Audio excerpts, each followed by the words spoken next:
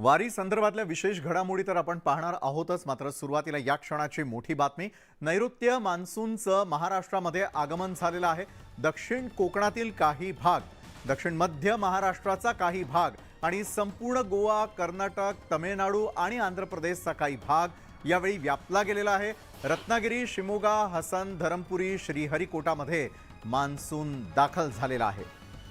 नैऋत्य मान्सूनचं महाराष्ट्रामध्ये आगमन झाल्याची या क्षणाची मोठी बातमी.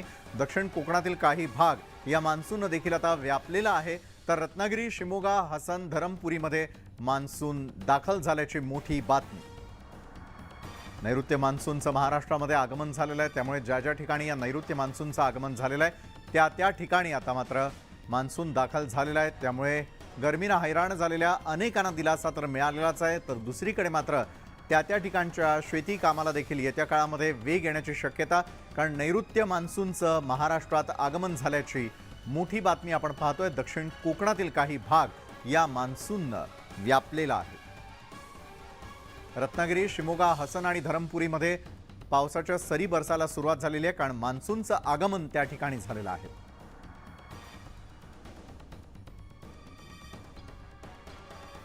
तर काही भाग व्यापला गेलेला असला तरी देखील महाराष्ट्राच्या इतर भागामध्ये मात्र अजूनही मान्सूनची प्रतीक्षा कायमच आहे, कारण बिपरजॉय चक्रीवादळ ज्यावेळेला समुद्रामध्ये सक्रिय झालेलं होतं त्याचा परिणाम महाराष्ट्रामध्ये मान्सून दाखल होण्यासाठी होणार असल्याचं यापूर्वीच हवामान विभागातर्फे सांगण्यात आलेलं होतं. मात्र अखेर दक्षिण कोकणातील काही भाग या मान्सूननं व्यापलाय.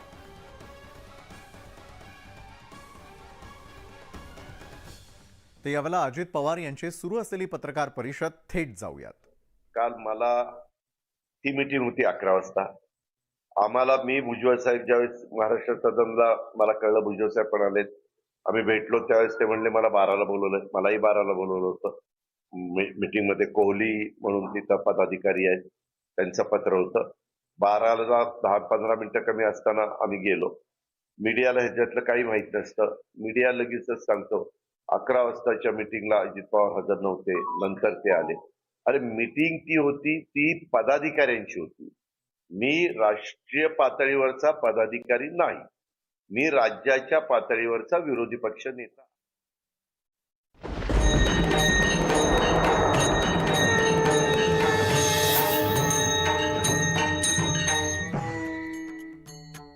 नमस्कार, मी विशाल पाटील. भेटी लागी जीवा या न्यूज 18 लोकमतच्या विशेष कार्यक्रमात आपल्या सगळ्यांचं स्वागत. आज पाहणार आहोत वारी संदर्भातल्या अतिशय महत्त्वाच्या घडामोडी भेटी लागी जीवा या विशेष कार्यक्रमातून.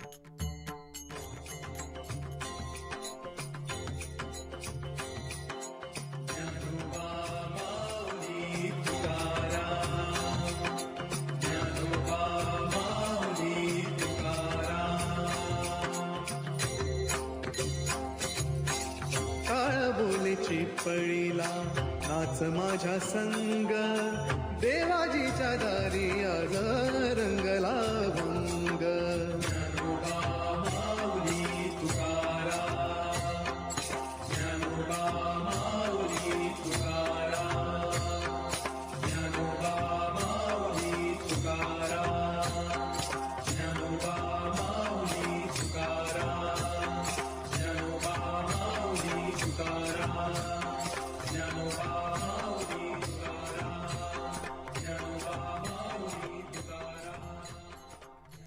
रामकृष्ण हरी. आळंदी हे गाव पुण्यभूमी ठाव, दैवताचे नाव सिद्धेश्वर. चोरट्यांशी सिद्धांचा सिद्ध भेटी मेळा, तो सुख सोहळा काय वर्णू. टाळ मृदुंगाच्या तालावर विठ्ठल नामाचा गजर करत आषाढी वारीसाठी श्री क्षेत्र आळंदीतून संत श्रेष्ठ ज्ञानेश्वर महाराजांचा पालखी सोहळा प्रस्थान ठेवणार आहे.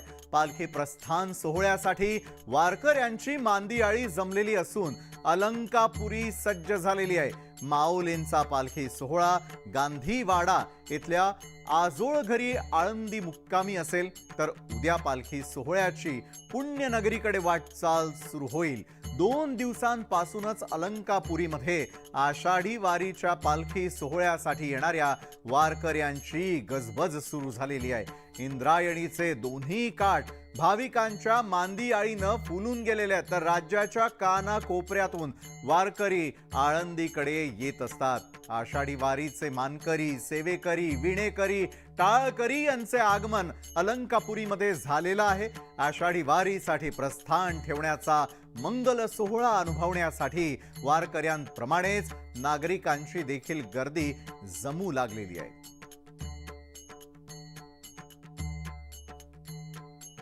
आणि याच संदर्भात अधिक माहिती देत आहेत आपले प्रतिनिधी गोविंद वाकडे आपल्या सोबत जोडले गेलेले आहेत। गोविंद, एका बाजूला अलंकापुरी सजलेली पाहायला मिळते, तर दुसरीकडे अवघ्या महाराष्ट्रातनं ज्यांना या वारीला जाणं शक्य नाहीये त्यांच्यासाठी न्यूज 18 लोकमतनं ही वारी खास त्यांच्यासाठी आयोजित केलेली आहे।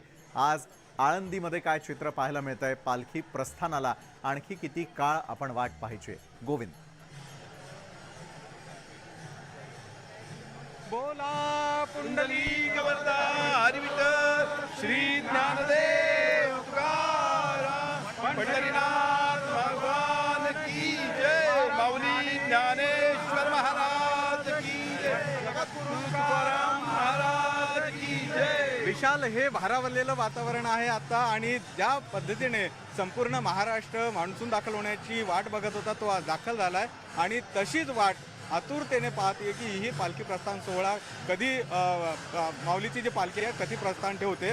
माझ्यासोबत ही सगळे मान्यवर आहेत, आपण आज त्यांच्या भावना जाणून घेणार आहोत। खरं तर दरवर्षी न चुकता तुम्ही इथे येता आणि या पालखी सोहळ्याला हजेरी लावला, काय मागणं असतं तुमचं दरवर्षी? थोडं असमानी संकट आहेच आहे याही वर्षी, परंतु काय एक विश्वास आहे?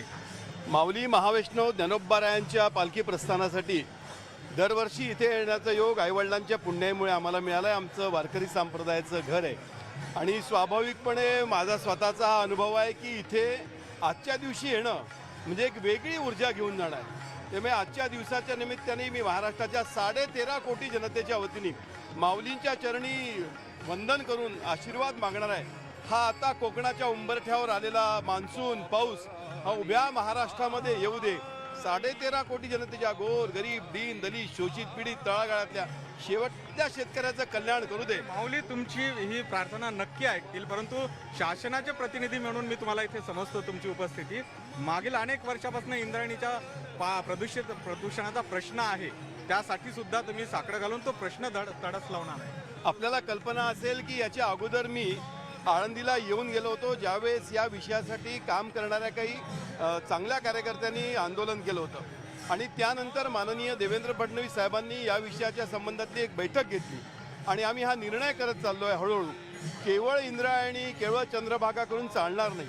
आपल्याला ही जर नीट करायची असेल तर ती भीमाशंकरपासून नीट करत आणावी लागणार आहे, आणि मला पूर्ण विश्वास आहे हे सरकार संवेदनशील सरकार आहे, हे सरकार वारकऱ्यांचं सरकार आहे, भक्तिभावानी तुडुंब भरलेल्या लोकांचे सरकार आहे। आपल्याला कल्पना असेल की आता ही दिंडी जी जाते आहे पंढरपूरला, तिथे सुद्धा कॉरिडॉरचा प्रश्न सुटत आलेला आहे, आणि आम्ही पंढरपुराकरांना विश्वासात घेऊनच कॉरिडॉरचा प्रश्न करणार आहोत, मार्गी लावणार आहात। खरं तर माऊलींनी समाधी घेतला तो दिवस, आणि आज माऊली काही अर्थाने का होईना, काही दिवसासाठी होईना पंढरपूरकडे जातात। दोन्ही दिवस त्या अर्थाने थोडेसे उदास असतात, मात्र त्यांचा विचार जो आहे तो खूपच ऊर्जा देणारा आहे, आणि ज्या अर्थी माऊलींनी पसायदान मागितलं होतं तो संदेश नेमका आज कसा लागू पडतो आजही बघितलं तर? खरं माऊलींचे विचार हे माऊली एक प्रकारे समाजशास्त्रज्ञ आहेत। अवघाची संसार सुखाचा करीन आनंदे भरीन कोणी लोक। माऊली एका ठिकाणी म्हणतात, विश्वाचे आर्त माझे मनी प्रकाश लेणे अवघेची झाले देह ब्रह्म। हा देह ब्रह्म होण्याची अनुभूती काय असते? वारी म्हणजे एक साधना आहे, वारी म्हणजे एक सत्य आहे, आणि वारी म्हणजे एक ध्येय आहे। ही साधना, सत्य आणि ध्येय याच्या दृष्टीने ही वारी आहे। आध्यात्मिक लोकशाहीची पहिली नांदी 13व्या शतकामध्ये चंद्रभागेच्या वळवंटावर उभा करणारा एक माऊली ज्ञानोबाराय होता, आणि त्याने हे सगळं संत सज्जन जन मिळवले, आणि आज वारीला जायचं म्हणजे एक जीवनाची परिक्रमा आहे।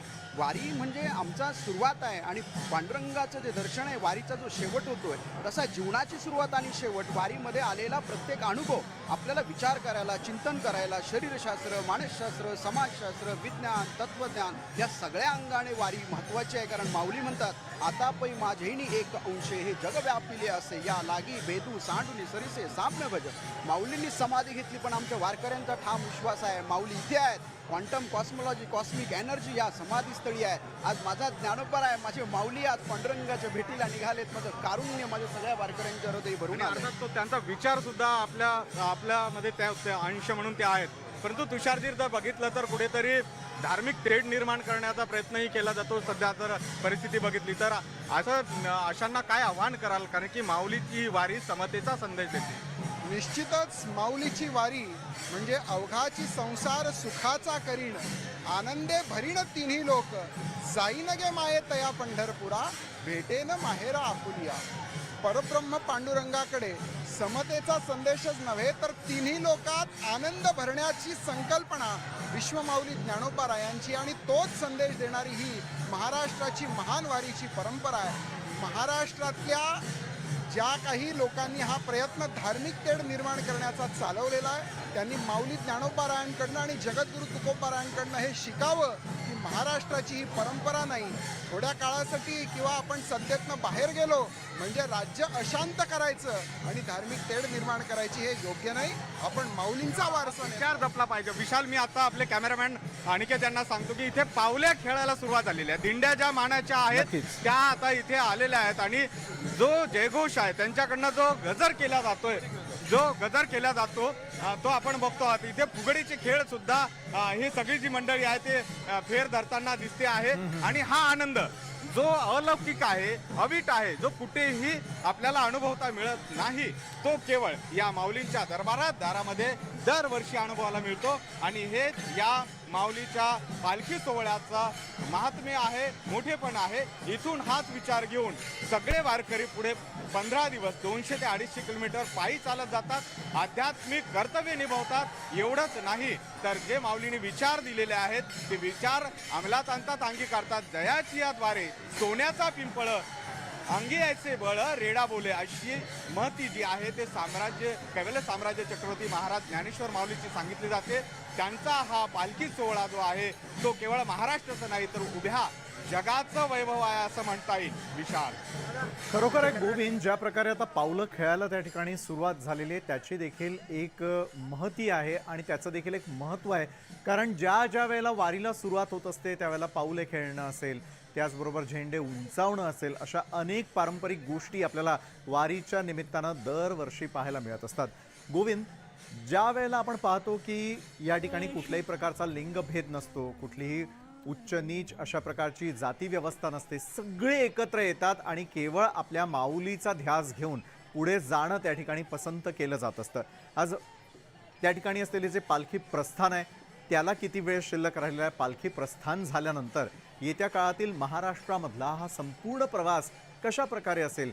काही वारकरी देखील तुमच्या शेजारी असल्याचं आम्हाला या क्षणाला पाहायला मिळतं, त्यामुळे कान आसुसलेले आहेत की या वारकऱ्यांच्या माध्यमातून ही वारकरी परंपरा अवघ्या महाराष्ट्राला कशी समजावून सांगणार आहात. गोविंद, कर्नाटक मधले सगळे वारकरी आहेत, त्यांच्या भावना जाणून घेऊया. आधी अभंग कर्नाटक. ಶ್ರೀ ಗುರು ಬಾಬಾ ಸಾಹೇಬ್ ಹಜರೇಕರ್ ಪಡ ಇವತ್ತು ಏನಪ್ಪ ಅಂದ್ರೆ ಆಳಂದಿಗೆ ಬಂದಿದ್ದೀವಿ. ಆದ ಕಾರಣ ಲಕ್ಷಾಂತರ ಜನ ನಮ್ಮ ಕರ್ನಾಟಕದಿಂದ ಲಕ್ಷಾಂತರ ಜನ ಶ್ರೀ ಸಂತ ಜ್ಞಾನೇಶ್ವರ ಮಹಾರಾಜರ ಇವತ್ತು ನೋಡ್ಲಿಕ್ಕೆ ಅದನ್ನು ಸೇವೆ ಮಾಡ್ಲಿಕ್ಕೆ ಇಲ್ಲಿ ಆಗಮಿಸಿದ್ದಾರೆ. ಆದ ಕಾರಣ ಸಂತ ಜ್ಞಾನೇಶ್ವರ ಕೃಪಾ ಕರ್ನಾಟಕಕ್ಕೂ ಇರಲಿ ಅಂತೇಳಿ ನಾನೊಂದು ವಿನಂತಿ ಮಾಡ್ಕೊತೀನಿ. ಧನ್ಯವಾದ. ಅಭಂಗ ವಿಠ್ಠಲ 3 ಅಕ್ಷರ ನುಡಿ ನುಡಿ ಮಾನವ ಜನ್ಮಕ ಬಂದಿ ಓಡಿ ಓಡಿ ಈ ಜನ್ಮ ಕಡೆ ಕಡೆ ವಿಠ್ಠಲ ನಾಮವ नुडी नुडी ಎಂಬಂತ श्री गुरु बाबासाहेब हजरेकर ಅವರು. अर्थातच आपण बघतोय की ह्या भावना आहेत कर्नाटकातल्या आणि हे ते दृश्य आहेत जिथे जो आनंद आहे तो साजरा. खरं तर प्रत्येकाला अडचण आहे, प्रत्येकाला वेगवेगळ्या समस्या असतात, मात्र ते सगळं विसरून या माऊलीच्या नामस्मरणात दंग झालेले हे साधे शेतकरी वारकरी जे आहेत ते इथे बघायला मिळतात आपल्याला. ज्या मानाच्या दिंड्या आहेत त्या आलेल्या आहेत त्याबरोबर आता मानाचे अश्व इथे दाखल होतील. जो त्यानंतर जे आहे ते माऊलीच्या पालखीचं प्रस्थान होईल. आता नारळ वाटपाचा जे मानकरी आहेत त्यांना नारळ वाटपाचा कार्यक्रम इथे होईल. प्रदान करण्याचा त्यांचा जो मान आहे. त्यानंतर खांदेकरी जे असतात, टाळकरी असतात, झेंडेकरी असतात, विणेकरी असतात, त्याचबरोबर तुळशी घेणाऱ्या महिला, या सगळ्यांची जी ज्या पद्धतीनं त्यांची जागा आहे ती निश्चित करून दिली जाईल. आणि सगळ्यात पुढे मानाचे अश्व जे चितोळे सरकारांचे आहेत ते पुढे असतील.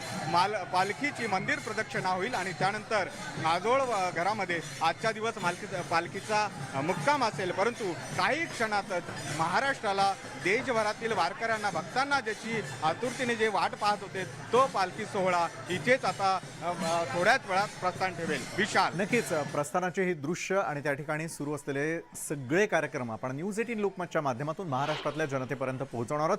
धन्यवाद गोविंद, आपण दिलेल्या या माहितीसाठी. तर आपण पाहिलं की आमचे प्रतिनिधी ज्या ठिकाणी उपस्थित होते तिथून काही क्षणामध्ये पालखीचं प्रस्थान पार पडणार आहे. तर दुसरीकडे तिकडे पंढरपुरामध्ये आषाढी वारीची जय्यत तयारी सुरू आहे आणि यातच विठोबाचा प्रसाद असणाऱ्या बुंदीचा लाडू तयार करण्याच्या कामाला देखील वेग आलेला आहे. दररोज 25,000 लाडू तयार केले जात आहेत. संपूर्ण वारीमध्ये 15 लाख लाडू तयार होणार आहेत आणि यासाठी 320 क्विंटल साखर, 200 क्विंटल डाळीचा वापर केला जात असतो. आणि याचाच आढावा घेतलेला आहे आमचे प्रतिनिधी वीरेंद्र सिंग उत्पात यांनी. आषाढी वारीची वेध सर्व विठ्ठल भक्तांना लागलेले आहेत आणि त्याची तयारी जय्यत चालू झालेली आहे. विठ्ठल रुक्मिणी मंदिर समितीकडून हा लाडू प्रसाद बनवण्यात येत आहे आणि तब्बल 15 ते 20 लाख भाविकांना हा लाडू प्रसाद मिळणार आहे. कोरोनाच्या काळामध्ये ह्या लाडू प्रसाद देण्यामध्ये खंड पडला होता, परंतु विठ्ठल रुक्मिणी मंदिर समिती आणि कर्मचारी यांनी या वर्षी जोमाने कामाला लागून हा लाडू प्रसाद बनवण्यासाठी घेतलेला आहे. जे भक्तनिवास आहेत या भक्तनिवास या ठिकाणी हा लाडू प्रसाद बनवला जातो.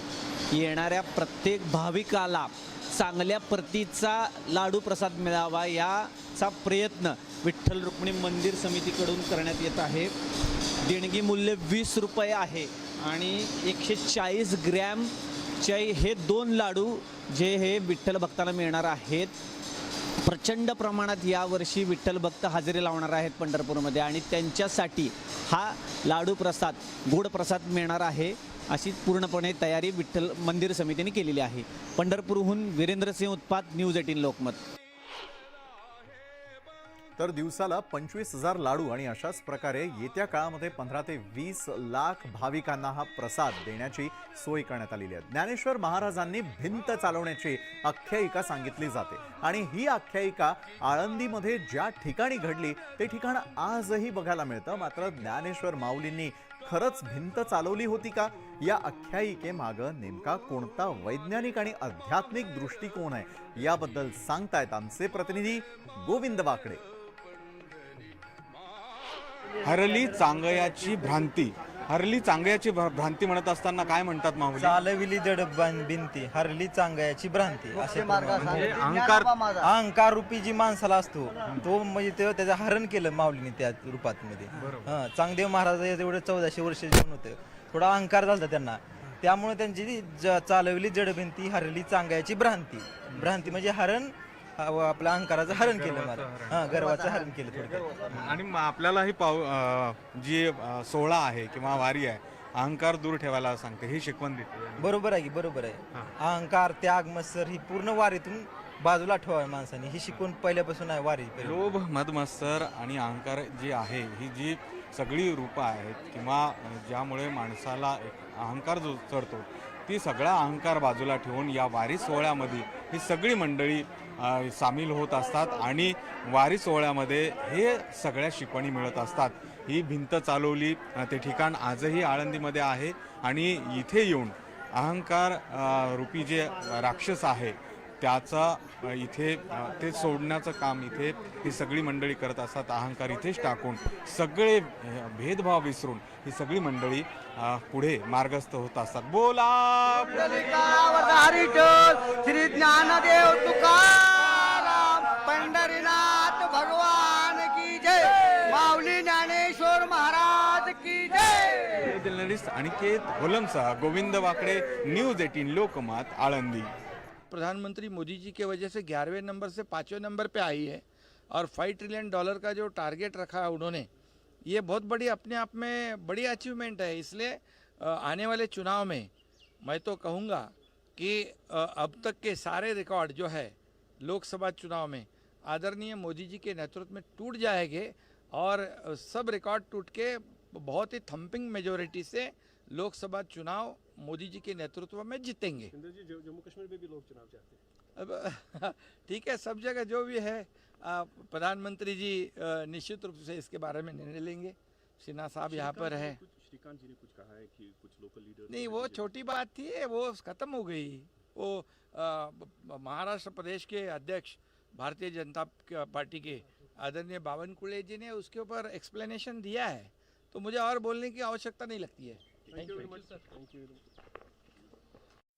तर यावेळेला राज्याचे मुख्यमंत्री एकनाथ शिंदे यांनी सांगितलेलं आहे की येत्या काळातील लोकसभा निवडणुका या पंतप्रधान नरेंद्र मोदी यांच्या नेतृत्वाखाली लढणार असल्याचं सांगत असताना थम्पिंग मेजॉरिटीनं यावेळेला पुन्हा एकदा पंतप्रधानपदी मोदीच विराजमान होतील आणि लवकरच सत्ता त्यांच्या नेतृत्वामध्ये स्थापित होईल असं राज्याचे मुख्यमंत्री एकनाथ शिंदे माध्यमांशी बोलताना म्हणाले.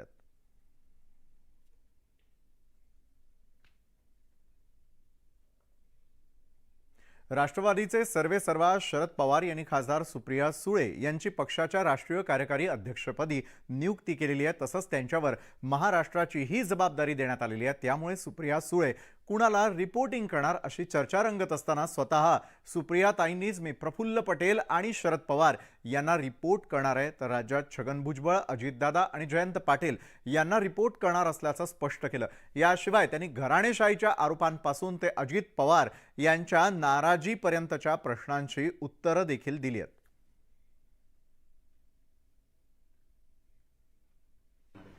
मी प्रफुल्लभाईंना आणि आदरणीय पवारसाहेबांना अर्थातच रिपोर्ट करणार आणि राज्यामध्ये अर्थातच भुजबळसाहेब, दादा, जयंतराव या सगळ्यांना मी महाराष्ट्रात रिपोर्ट करणार. भारतीय जनता पक्ष आणि शिंदे सेनेला दादाचे मूड स्विंग्स फक्त त्यांनाच माहिती असतात का? आणि दुसरं आहे की शेवटी आंब्याच्याच झाडाला दगड मारणांना बाबळीला कोण मारतं का?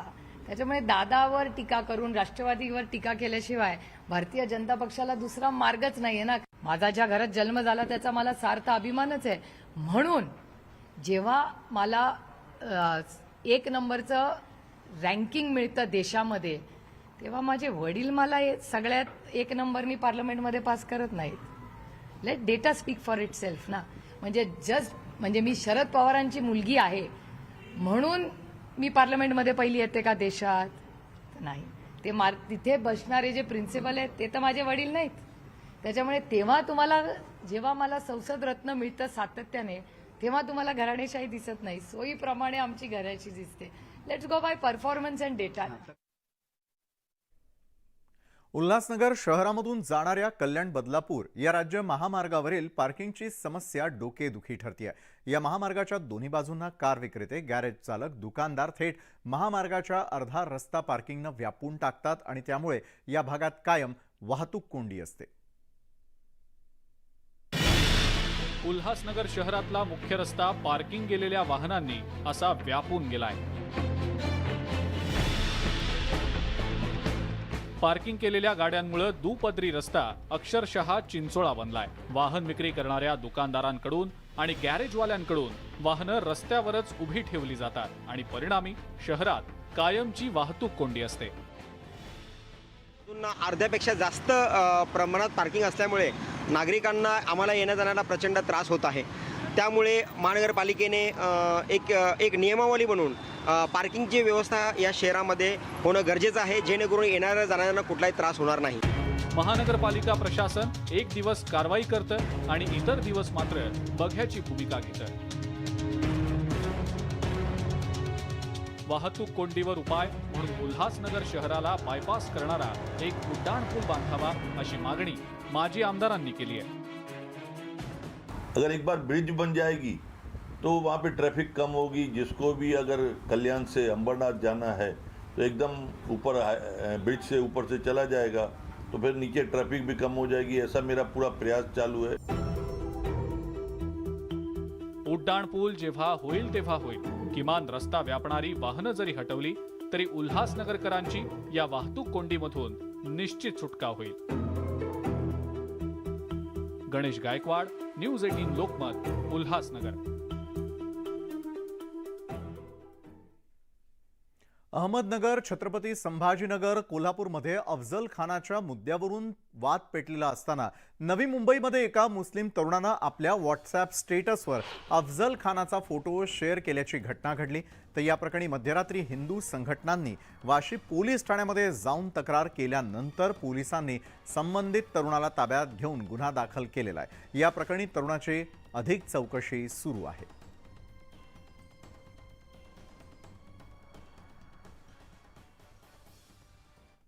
छत्रपती संभाजीनगरमध्ये औरंगजेबाचा 364वा वर्धापन दिन साजरा करण्याचं आवाहन सोशल मीडियावरती करण्यात आलेलं आहे. तर 13 जून 1659ला औरंगजेबचा राज्याभिषेक होऊन 364 वर्ष झाल्यानं वर्धापन दिन धूमधडाक्यात साजरा करावा अशी पोस्ट व्हायरल झाल्यानं संबंधित इस्मावरती सिडको पोलिसात गुन्हा दाखल करण्यात आलाय. महाराष्ट्र नवनिर्माण सेनेच्या पदाधिकाऱ्यांनी पोलिसात गुन्हा दाखल केलेला आहे. ठाण्यामध्ये 6 जून रोजी 17 पिस्तुलांसह मॅगझिन आणि जिवंत काडतूस जप्त करण्यात आलेली होती.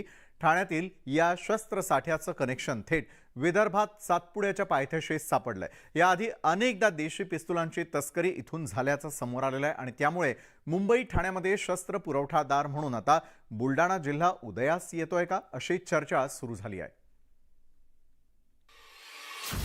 ठाणे शस्त्रसाठ्याचं सातपुडा कनेक्शन, 14 पिस्तुलं, 25 मॅगझिन, काडतूस जप्त. ठाणे पोलिसांची बुलढाण्यात कारवाई. सातपुड्याच्या पायथ्याला अवैध शस्त्रांचं आगार.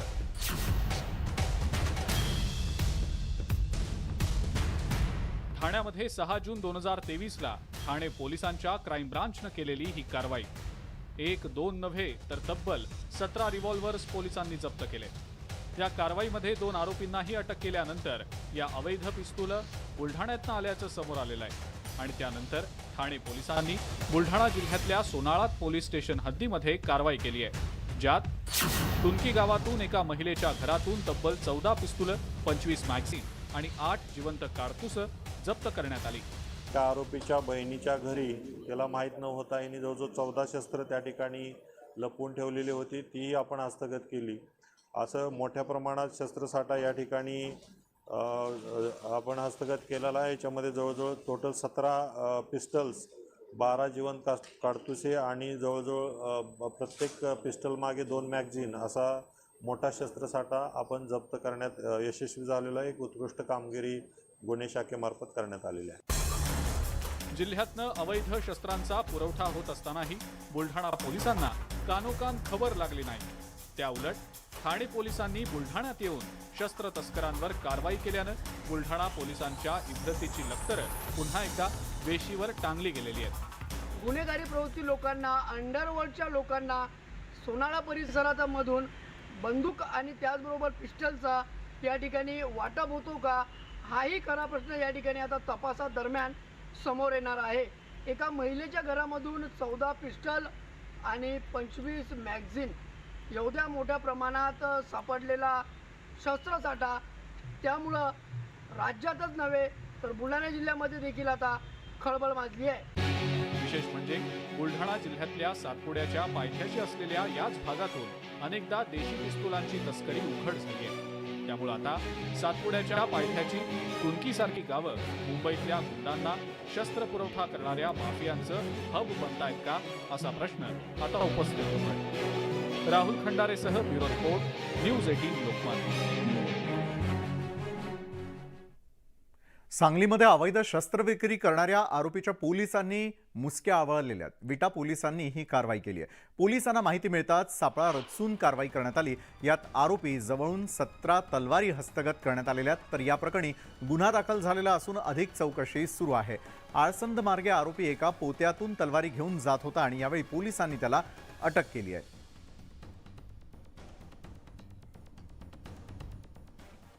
यवतमाळ शहरामधील नागपूर रोडवरील मलिक लॉन जवळ अक्षय कैतवास नावाच्या तरुणाची गोळ्या झाडून हत्या करण्यात आली। ही घटना सीसीटीव्ही कॅमेऱ्यामध्ये कैद झालेली होती। आरोपी आणि मृतक यांच्यातील झडप या व्हिडिओमध्ये स्पष्टपणे दिसतेय। या घटनेनंतर आरोपींनी घटनास्थळावरून पळ काढलेला असून फरार आरोपींचा पोलीस शोध घेत आहेत।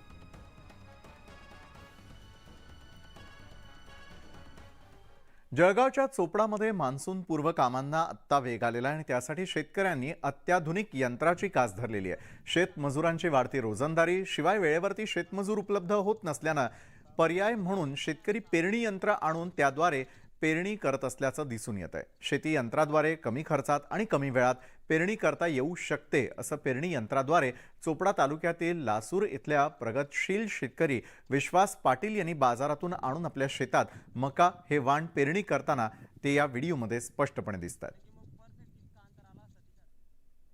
10 बायांनी जे काम होईल ते एकच माणूस एक मशीनने तेवढं काम पूर्ण करतो। म्हणजे शेतकऱ्याचं त्याच्यात 2 गोष्टी होतात की पहिलं म्हणजे त्याचं आर्थिक नुकसान होणारं जे आहे 10 बायांना लागणारा रोज म्हणजे 2,500 रुपये रोजच्या ऐवजी तो 300 रुपये रोजाच्या माणसाने हे काम करून घेऊ शकतो। म्हणून यंत्र खूप फायद्याचं आहे। त्याच्यामध्ये अजून 2 प्रकार आहेत, खत पण देता येतं आणि त्याला जोडून बियाणं पण टाकता येतं। वाशिममध्ये खतांच्या किमतीवरून खत विक्रेते आणि शेतकऱ्यांमध्ये वादाच्या घटना वाढलेल्या आहेत। नेमका कशावरून त्यांच्यामध्ये वाद होतोय पाहूयात आमच्या या विशेष रिपोर्टमधून। खतांच्या किमतीवरून शेतकरी आणि विक्रेते यांच्यामध्ये वादाची पेरणी सुरू झालेली आहे। सरकारनं खतांच्या किमती कमी करून सुद्धा खत विक्रेते जुन्याच दरानं विक्री करत असल्याचा आरोप शेतकऱ्यांनी केलाय।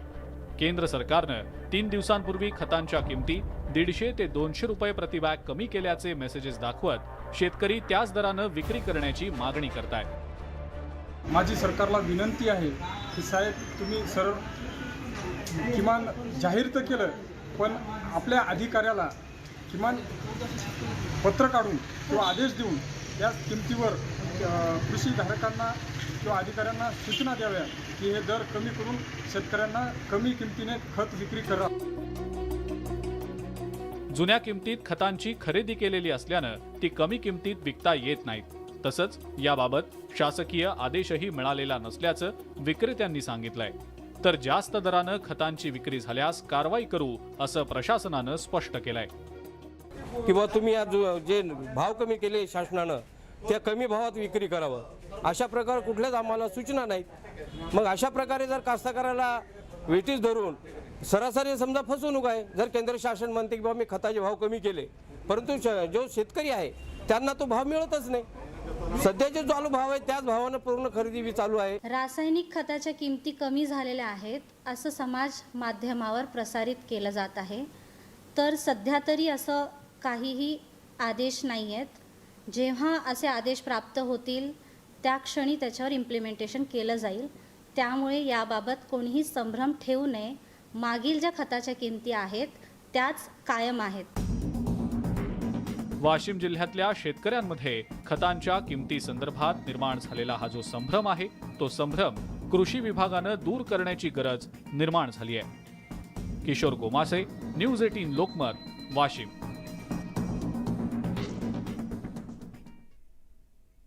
देशामध्ये सध्या डिजिटल इंडिया आणि ई लर्निंग सारख्या वल्गना केल्या जात आहेत। मात्र मुंबईपासून हाकेच्या अंतरावर असलेल्या पालघरमध्ये जिल्हा परिषदेच्या शाळांमध्ये शिक्षण घेणाऱ्या विद्यार्थ्यांना यावर्षी देखील आपला जीव मुठीत घेऊन शिक्षण घ्यावं लागणार आहे। पालघर जिल्हा परिषदेच्या अंतर्गत येणाऱ्या शेकडो शाळांची दुरवस्था झालेली असून या शाळांच्या दुरुस्तीकडे प्रशासन दुर्लक्ष करत असल्याचं चित्र आहे आणि त्यामुळे ग्रामीण भागातील शेकडो शाळांमध्ये शिकणारे विद्यार्थी जीर्ण आणि पडझड झालेल्या शाळांच्या इमारतीमध्ये शिक्षणाचे धडे गिरवत आहेत। पालघर जिल्हा परिषदेअंतर्गत 2200 पेक्षाही जास्त प्राथमिक आणि माध्यमिक शाळा आहेत। मात्र ग्रामीण भागात असलेल्या या जिल्हा परिषदेच्या शाळांची दुरावस्था जी आहे ती झालेली पाहायला मिळते। प्रत्यक्षात शासनाकडून दुरुस्तीवर खर्च केला जातो मात्र तो कुठे केला जातो हे धक्कादायक वास्तव जे आहे ते आपण पाहणार आहोत। आपण बघतोय सध्या मी धानिवरी या ठिकाणी आहे आणि या शाळेच्या भोवती सध्या संरक्षण भिंतीचं काम जे आहे ते सुरू करण्यात आलेलं आहे। लाखो रुपये खर्च करून ही संरक्षक भिंत जी आहे ती बांधकाम सध्या या भिंतीचं करण्यात आलेलं आहे। मात्र दुसऱ्या बाजूला आपण बघाल तर प्रत्यक्षात ज्या शाळेमध्ये ज्या वर्गखोल्यांमध्ये विद्यार्थी शिक्षण घेत आहेत त्या वर्गखोल्यांची अत्यंत दयनीय अशी अवस्था झालेली आहे. पूर्ण जे पिलर आहेत किंवा जो स्लॅब आहे तो तुटलेला पाहायला मिळतोय. अक्षरशः या स्लॅबसाठी किंवा जे बांधकाम आहे त्यामधील सळ्या देखील बाहेर आलेल्या पाहायला मिळतात. अशाच पद्धतीत या ठिकाणी 50 विद्यार्थी जे आहेत ते शिक्षण घेत आहेत. मात्र प्रत्यक्षात या ठिकाणी दुरुस्तीसाठी जो खर्च केला जातो तो कुठे केला जातो असा सवाल जो आहे तो उपस्थित होतोय. कारण की मी सध्या आता आपण पाहिलं तर एका वर्गखोलीत आहे आणि याची दुरावस्था जी आहे ती आपण बघू शकता. संपूर्णपणे ह्या स्लॅबचा जो मुख्य कठडा आहे तो तुटलेला आहे. त्यातील सळ्या ज्या आहेत त्या अक्षरशः गंजलेल्या आहेत आणि हा स्लॅब कधीही खाली कोसळून पडेल अशी परिस्थिती जी आहे ती निर्माण झालेली आहे. याच वर्गखोल्यांमध्ये येथील विद्यार्थी जे आहेत ते शिक्षण घेत आहेत. मागील अनेक वर्षांपासून हीच या शाळेची दुरावस्था आहे.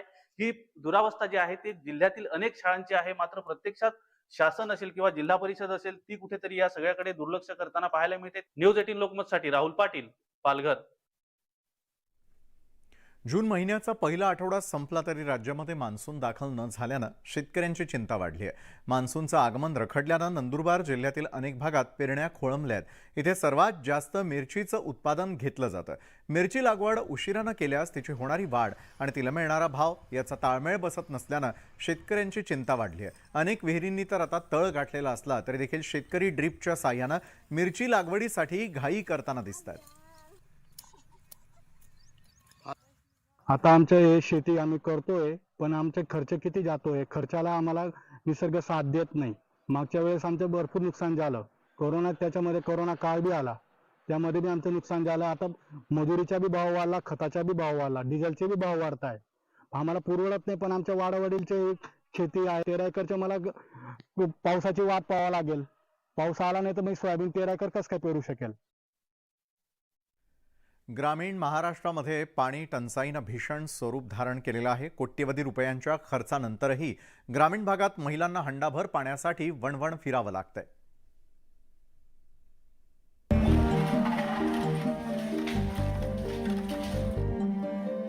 ग्रामीण भागातल्या महिलांच्या डोक्यावरचा हंडा अजूनही कमरेवर आलेला नाही. पाणी टंचाई मुक्त महाराष्ट्र करण्याच्या घोषणा प्रत्येक सरकारनं केल्या, पण या घोषणांचं काय झालं हे तुम्ही उघड्या डोळ्यानं पाहताय. नंदुरबार जिल्ह्यातल्या धडगाव तालुक्यात भीषण पाणी टंचाई आहे. महिला, लहान मुलं, मुली पाण्याच्या एका हंड्यासाठी विहिरींवर तासनतास उभे राहतायत. उन्हाळ्याच्या दिवसामध्ये पावसाळ्याच्या दिवसामध्ये पाणी भेटतं, पण उन्हाळ्याच्या दिवसामध्ये पाणीच नाही भेटत. आता पहिलं पाणी भेटायचं पण आता पाणीच नाही भेटत. 2-3 किलोमीटर एवढं दुरून पाणी भरायला येतात. वाड्या वस्त्यांवरचा पाणी प्रश्न सोडवण्यासाठी सरकारनं उपाययोजना कराव्यात अशी मागणी होऊ लागलेली आहे. पाण्याची सोय असावी असं आमचं अपेक्षा आहे. कोणीतरी लक्ष द्यायला पाहिजे. काय बोरबीर करून नळ पाईपलाईन करून काहीतरी घरोघरी पाण्याची सोय झाली तर मग अतिउत्तम होईल, चांगलं होईल. महिला लोकांना स्तंद माता या फिरक्यावर पाणी काढायला, खोल पाणी फिरक्यात ताणून ते बाल्टीने पाणी काढतात, त्यांना त्रास पण होतो. सरकारनं टंचाई निर्मूलनाचे कागदी आकड्यांचे घोडे नाचवण्यापेक्षा गोरगरिबांना घरपोच पाणी कसं काय देता येईल याची जबाबदारी प्रशासन आणि सत्ताधाऱ्यांनी घ्यायला हवी अशी अपेक्षा आता व्यक्त होतीये. निलेश पवार, न्यूज 18 लोकमत, नंदुरबार.